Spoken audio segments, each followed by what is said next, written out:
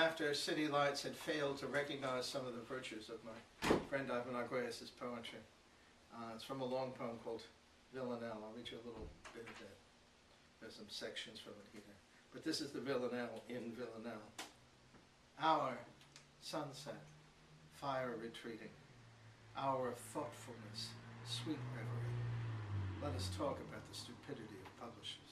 Let us talk about their vast and intricate misuse of powers, and of their equally vast and intricate, subtle and all-consuming stupidity. At this hour, sunset, fire retreating, hour when thought leaps to flower, when it is possible and sweet to escape the eye's tyranny. Let us talk now about the stupidity of publishers. Let us talk of the darkening of thought's tower, or of the endless reverence for money. At this hour, sunset, fire retreating, hour to remember the pleasantries of literary whores who stink up the mind's memories. Let us talk now about the stupidity of publishers. Let us take the rotting floor.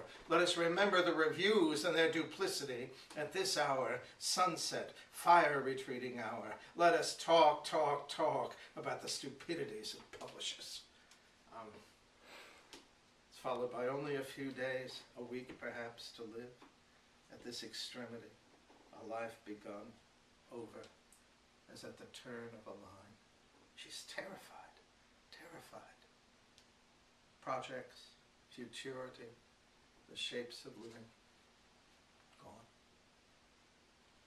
Self-consciousness is committed, he said, to an endlessly problematical knowing, a state which has finally no firm ground other than its own procedures, a condition which remains enormously active and indeed assertive, but at the same time enormously uncertain. She, angrily, aren't most men not in touch with their feelings? I'm not one of them, and I know plenty of men who aren't. You tell me I'm an exception, but I don't think so.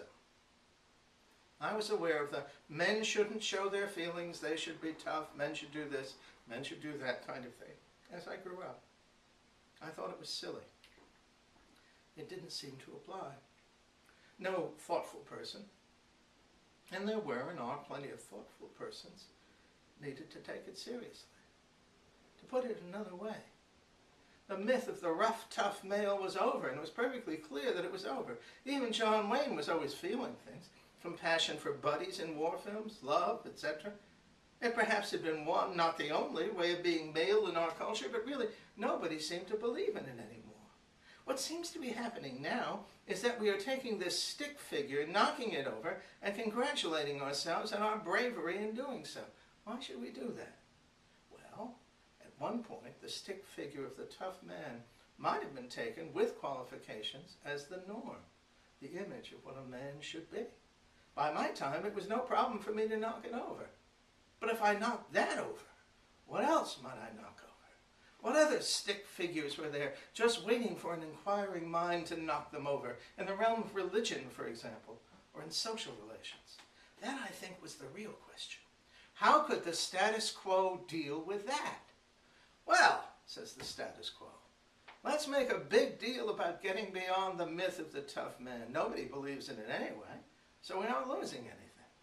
Let's congratulate men on not becoming the stick figure, which they weren't in much danger of doing anyway. We'll make such a nice fuss about that they won't ask other, more difficult questions. Let's keep men asleep. Remember that the tough man not only didn't feel, he didn't think. He went along with the way things were. What we need is a new image of man, which will do the same thing. We'll create the aware man, the man in touch with his feelings. Only we'll make certain that he isn't too aware. That way, we can make a great pretense of change without having to change anything at all, without having to lose a thing.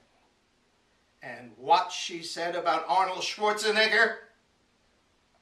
Be editor of the dead. Tell the dead which verses will be saved, which not. Be editor of the dead. Let the dead throng to tell you how they worked this poem over and over again until they got it right, or how it came so suddenly they distrusted it, or how the words flowed in an unusual and satisfying way, or how they are experiencing just now a temporary blockage, be their editor, who come, breathless, to meet you and greet you and give you their poetry. The poem goes on and stuff.